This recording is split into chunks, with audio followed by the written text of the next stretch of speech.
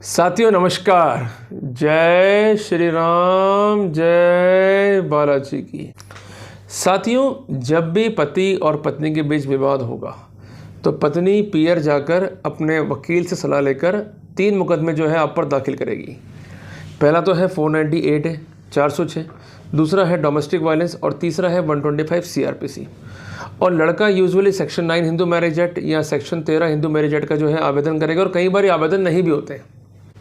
तो आज एक प्रैक्टिकल इंसिडेंट जो है आपको समझा रहा हूँ, और ऐसा इंसिडेंट जो है अजमेर कोर्ट में हुआ है। तो उस इंसिडेंट के मार्फत उन पक्षकारों ने क्या सीखा, उनकी लाइफ का क्या एक्सपीरियंस रहा, ये एक एक चीज़ जो है आपके साथ मैं शेयर करूँगा, और आप एक एक पॉइंट को जो है नोट डाउन करते हुए चलिएगा। क्योंकि जो किसी के जीवन का अनुभव है वो आपको एक बेटर जो है स्थिति प्रदान करेगा यदि आप ऐसे ही लिटिगेशंस के तहत अपनी मैरिज को म्यूचुअल डिवोर्स के मार्फत से रिजॉल्व कराने की नीयत रखते हैं। क्योंकि साथियों 90% मुकदमों में जब पक्षकार लड़ लेते हैं 2 साल 3 साल 4 साल, तो अल्टीमेटली एक दिन वो भी आता है कि जब वो ये तय करते हैं कि हमें म्यूचुअल डिवोर्स करना है। पर जो लिटिगेशंस में जाने से पहले की दुविधा इनको आई और लिटिगेशन में जाने के बाद जो दुविधा आई वो क्या प्रैक्टिकल प्रॉब्लम्स थी, ये भी मैं डिस्कस करूंगा। और इसके अलावा जब म्यूचुअल डिवोर्स इन्होंने प्लान किया तो वहाँ पर क्या क्या इनको ट्रबल्स आई, ये भी जो है मैं डिस्कस करने वाला हूँ। साथियों, इस मामले में सुविधा की दृष्टि से जो लड़का है उसको हम बोलेंगे मिस्टर ए। क्लियर है, ये आप नोट कर लो। और जो लड़की है इसको हम बोलेंगे मिसेस बी, ताकि हमको जो है समझने में ईजी रहेगा। अब फैक्ट क्या है मामले के कि मिसेस बी ने 3 केसेस जो है दाखिल कर दिए। 498 है 406 IPC, दूसरा है डोमेस्टिक वायलेंस और तीसरा है 125 CRPC। केस चला करीबन 1.5 साल तक।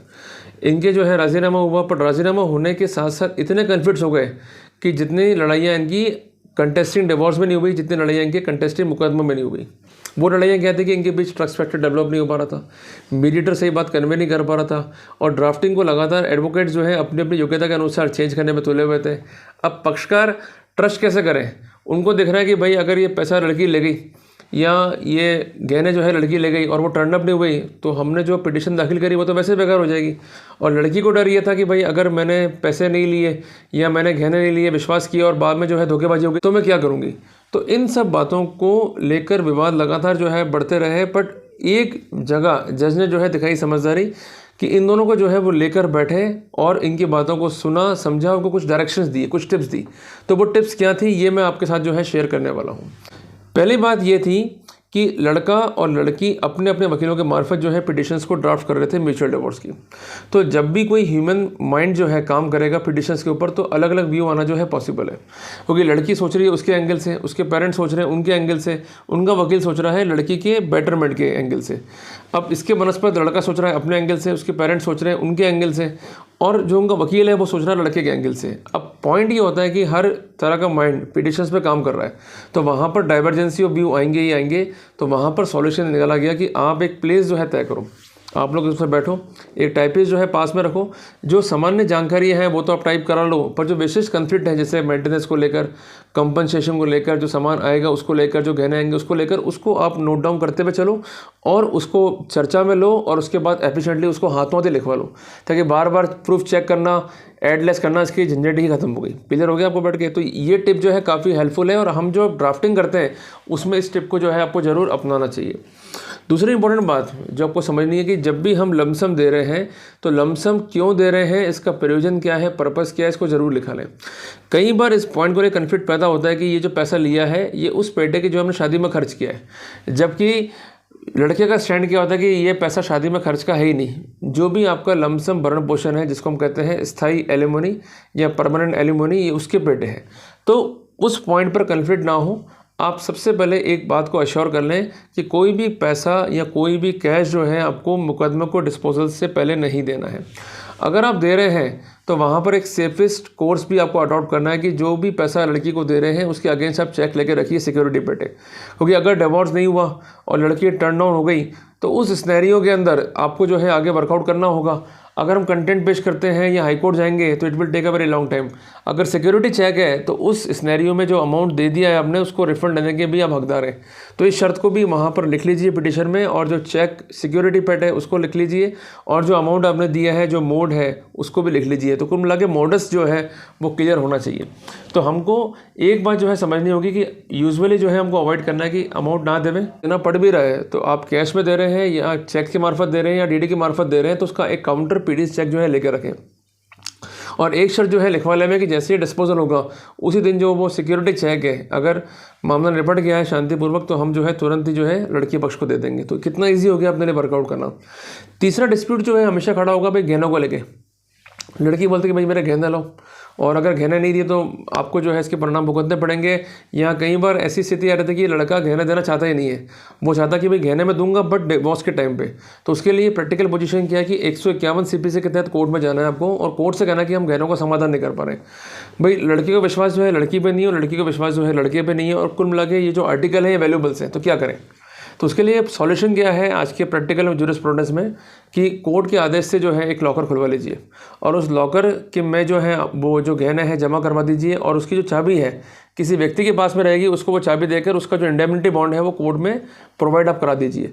तो इससे बेनिफिट क्या रहा कि जो गहने हैं वो लड़की को मिल जाएंगे at the end of the day, और नुकसान किसी का नहीं है। भाई लड़की को ये है कि मेरा सोना जो है या मेरे जेवरात जो है वो लॉकर में पड़े हुए, और लड़के को भी ये है कि भाई इसके जेवरात पड़े हुए हैं तो मुझे भी रिस्क नहीं, कर कोई भाग गई सिक्योरिटी में जो है वो गहने पड़े हुए हैं, कम से कम धोखेबाजी की स्थिति में जो स्थितियां हैं उससे रेस्क्यू करना और जो पूर्व स्थिति है उसको रिज्यूम करना जो है काफ़ी ईजी रहेगा। चौथी आती है बात लिटिगेशंस की। तो एक बात जो है ध्यान में रखें कि जब भी इस तरह के मुकदमों को आप लड़ रहे हैं 13 बे की खासकर, तो उसमें जो लिटिगेशंस प्रीवियसली हैं जैसे आपका 125 CRPC है या डोमेस्टिक वायलेंस है या मुकदमा है 498 IPC का, उसको इमीडिएटली जो है विड्रॉ कर लें। कई बार देखा गया है बाद में कि ये मुकदमे जो है विड्रॉ नहीं होते हैं। तो 125 CRPC का मुकदमा जो है सेम डे विड्रॉ हो जाएगा, डोमेस्टिक वायलेंस का मुकदमा जो है सेम डे विड्रॉ हो जाएगा, या कोर्ट जो है रेफर कर देगी लोक अदालत को। और इसके अलावा जो मैटर है 498 का उसको क्वेश्चन के माध्यम से या बयान चेंज करा के या 320 CRPC के माध्यम से आप लोक अदालत में रेफर करके जो है ख़त्म कर सकते हैं। बट एक यहाँ पर आपको प्रैक्टिकल बात समझनी है, कई बार ऐसा होता है खासकर रायसा के बाद में कह रहा हूँ कि 3/4 DP एक्ट का सेक्शन अगर जुड़ा हुआ है तो वो लोक अदालत से ख़त्म नहीं होगा, उसके लिए आपको हाईकोर्ट के क्वेश्चन के लिए जाना पड़ेगा। पांचवी इंपॉर्टेंट बात है कि जो भी लिखा पढ़ी करें उसमें सारी बातों को स्पष्टता लिखें कि डेट ऑफ मैरिज क्या है और मैरिज कहाँ पर हुई थी, क्योंकि देखो ये प्लेस ऑफ मैरिज और जहाँ पर प्रार्थिया रह रही है, जहाँ अंतिम बार सहवास या रहवास हुआ, ये प्लेस ऑफ जुरिडिक्शन जो है डिसाइड करते हैं कि कोर्ट को ये मुकदमा तय करना है या नहीं करना है। अगर सेक्शन 19 हिंदू मैरिज एक्ट के हिसाब से जुरिडिक्शन नहीं ला पाए तो कोर्ट आपको कोई रिलीफ जो है वो नहीं देने वाली, और इनिशियल स्टेज पे ये पॉसिबिलिटी भी रहेगी कि मुकदमा जो है आपका खारिज हो गया। तो आपको शादी का प्लेस, शादी की डेट, कब से अलग रह रहे हैं, और इसके अलावा दुर्भी संधि नहीं है, इसके अलावा पक्षकार तलाक ही चाहते हैं, और जो रहवास की स्थिति है, सहवास की स्थिति है जिस कोर्ट के क्षेत्राधिकार में पेश कर रहे हैं उससे कंसर्न स्थित घर में उनका अंतिम बार रहवास या सहवास हुआ, इस फैक्ट को भी लिख लीजिए। अगर आप नहीं लिखेंगे तो आपको दिक्कतें आने वाली है। तो कुल मिला के प्लेस ऑफ मैरिज है तो वेल एंड गुड, नहीं है तो रहवास वाला पॉइंट ऐड करना है। इसके साथ साथ प्रार्थिया या प्रार्थी जो है उस क्षेत्राधिकार में है जहाँ पर ऑनरेबल कोर्ट का जो है जुरिडिक्शन आता है, तो वहाँ पर कोर्ट जो है इजीली इसको डिस्पोज करने की पोजीशन में रहेगा सेक्शन 19 हिंदू मैरिज एक्ट के हिसाब से। क्लियर हो गया? तो ये बेसिक 5 बातें। अब हमारे पॉइंट नंबर 6 के ऊपर कई बार क्वेरी होती है कि कोर्ट के बाहर लिखा पढ़ी कर लो, उस टाइम पर लिखा पढ़ी कर लो, इसको मत करा करो, उसका कोई सेंस ही नहीं है। आपको मैं इसलिए कह रहा हूँ कि जो भी लिखा पढ़ी आप आउटसाइड द कोर्ट करते हो, खासकर तलाक के नेचर को लेकर, उसका कोई महत्व नहीं है, कचरा होती है वो, और फालतू में आप 500 रुपये खराब करते हो उस टाइम के। और इसके अलावा जो नोटरी है वो उसको नोटराइज तो कर देगा पर उसको यूज़ ही नहीं है, वो भी आपसे ले लेगा 1500 रुपये, कोई सेंस ही नहीं इस चीज़ का। तो कोर्ट के बाहर पिटिशंस को या कोर्ट के बाहर जो है आप नोटराइज करने की पद्धति को जो है अवॉइड करें। जो भी लिखा पढ़ी है कोर्ट में कर लें, क्योंकि कोर्ट के लिखा पढ़ी में जाता है एफिडेविट, और एफिडेविट को तस्दीक करता है ओथ कमिश्नर, तो उसकी ऑथेंटिसिटी जो है वो ज़्यादा रहती है despite of the said proceeding जो हम कोर्ट के बाहर कर रहे हैं थ्रू नोटरी।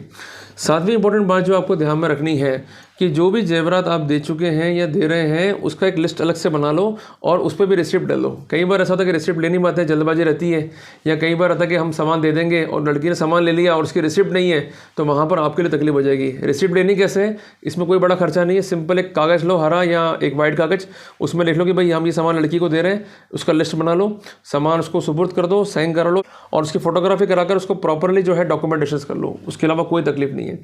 8वां इंपॉर्टेंट पॉइंट हमें ध्यान में रखना है कि कई बार ऐसी स्थितियाँ होती है कि लड़की जो है भाग जाती है, लड़का भाग जाता है। तो आप एक शर्त को लिखा लो कि अगर लड़की भाग जाती है या लड़का भाग जाता है तो उस पर कंटेम्प्ट ऑफ कोर्ट में जो है कार्रवाई होगी। नौवीं इंपॉर्टेंट बात आपको विशेषता ध्यान रखना है कि लड़का एडल्ट है, मेजर है, इस बात को विशेष लिखा है। हम लिखाते नहीं है क्योंकि वो कहता है कि साहब मुझे समझ नहीं आ रहा है ये पिटिशंस क्या लिख दी, क्यों लिख दी, या लड़की भी कई बार असिस्टेंट ले लेती है। तो आप स्पष्टता लिखाओ कि ये मेजर है और अपना भला बुरा समझने में समर्थ है, कॉन्शियस माइंड के हैं, इन पर कोई दबाव नहीं है और इनको कोई तकलीफ नहीं है मानसिक रूप से, तो खुद ये अपने हिस्से से जो है तलाक चाहते हैं। तो इस बात को विशेषता लिखा लो। और 10वीं इंपॉर्टेंट बात कि डॉक्यूमेंट्स क्या चाहिए इसके लिए, आपको चाहिए केवल आधार कार्ड और एक फोटोग्राफ दोनों पक्षकारों के, एक पता पंजीयन चाहिए होता है, पता पंजीयन मीन्स एड्रेस कन्फर्मेशन फॉर्म, और इसके अलावा शादी कार्ड हो तो बढ़िया है, शादी कार्ड नहीं हो तो जो कंसर्न पक्षकार है उनके जो माता पिता है उनका एफिडेविट लगा दो कि शादी में हम शामिल हुए थे और शादी कार्ड जो है छपा नहीं था। तो कुल मिला के बेसिक जानकारी है, इसको दिमाग में रख लिया आपने तो कोई तकलीफ नहीं आएगी, अदरवाइज जो है कन्फ्लिक्ट कॉज होगा। तो इसको जो है विशेषता ध्यान में रखें। और इसके साथ साथ एक टिप जो है नोट कर लें, एडिशनल टिप। देखो कई बार जब अमाउंट आप लमसम देते हो तो उसमें कन्फ्लिक्ट पैदा जरूर होता है। कन्फ्लिक्ट कहता है कि लड़की बोलती है कि ये लमसम नहीं है, ये मेरा शादी में जो खर्चा हुआ है उसकी भरपाई पेट है और ये अमाउंट जो है मैं ले रही हूँ, पर इसके साथ साथ मतलब भरण पोषण का हक जो है त्यागती हूँ, भविष्य में मेंटेनेंस क्लेम नहीं करूँगी। एक बात आप ध्यान रखना कि अगर लड़की ये लिखती है कि मैं मेंटेनेंस क्लेम नहीं करूँगी या अपना हक त्यागती हूँ, ये वैसे भी अगेंस्ट पब्लिक पॉलिसी है। और सुप्रीम कोर्ट ने भी ये स्पष्ट किया है कि अगर लड़की ये लिखती है कि मैं अपना हक त्यागती हूँ, उसके बावजूद भी वो मेंटेनेंस क्लेम कर सकती है। तो हमको करना क्या है कि पक्षकारों के बीच ये तय हुआ है कि ये 3 लाख रुपये जो है फला फला के पेटे हैं, तो ये अमाउंट जो है इसलिए दिया गया है कि ये आर्टिकल जो है वो ट्रेस नहीं हो पाए या इस आर्टिकल के जो नुकसान पेटे राशि है वो हम देना चाहते हैं। और जहाँ तक बात भरण पोषण की है तो इसकी आवश्यकता तब होती है, ये लिखवाएं उसमें कि जब पत्नी कमाने में असक्षम हो या पत्नी जो है कोई कार्य नहीं कर रही हो, उल्लेखनीय है कि प्रार्थी जो है फला फला जगह काम कर रही है या उसकी यह आय का स्रोत है और भविष्य में उसको कोई जरूरत नहीं पड़ेगी मेंटेनेंस की, अगर वो शादी करे चाहे नहीं करे या अपना जीवन ऐसा परित्यागता या ऐसा डिवोर्सी जो है गुजारे, वो उसका ऑप्शन होगा। पर हम 125 के एंगल से भी उसको कोई मेंटेनेंस नहीं देंगे क्योंकि उसने अपना हक तो त्यागा ही है, पर त्यागने के पीछे उसकी स्वेच्छा है और उसने ये भी कहा है कि मैं एक भारत की नारी हूँ और अपना जो है गुजारा भत्ता खुद कर सकती हूँ, अपना भरण पोषण खुद कर सकती हूँ और मुझे कोई आवश्यकता मेंटेनेंस की नहीं है और मैं किसी भी रूप में किसी भी स्थिति में अपने पति से कोई गुजारा भत्ता नहीं मांगूंगी। तो ये चीज़ें लिखवा लोगे तो काफ़ी ईजी रहेगा, तो भविष्य में कोई दिक्कतें आने की संभावना जो है वो कम रहेगी। तो साथियों कुल मिला के पॉइंट्स को फॉलो करें, काफ़ी टेक्निकल और काफ़ी प्रैक्टिकल पर्सपेक्टिव से, और उसके अनुसार में जो है आप अपने केस को जो है फाइल करें। तो साथियों जल्दी मिलते हैं एक नए टॉपिक के साथ। टिल देन जय हिंद, जय भारत, जय श्री राम, जय बालाजी की।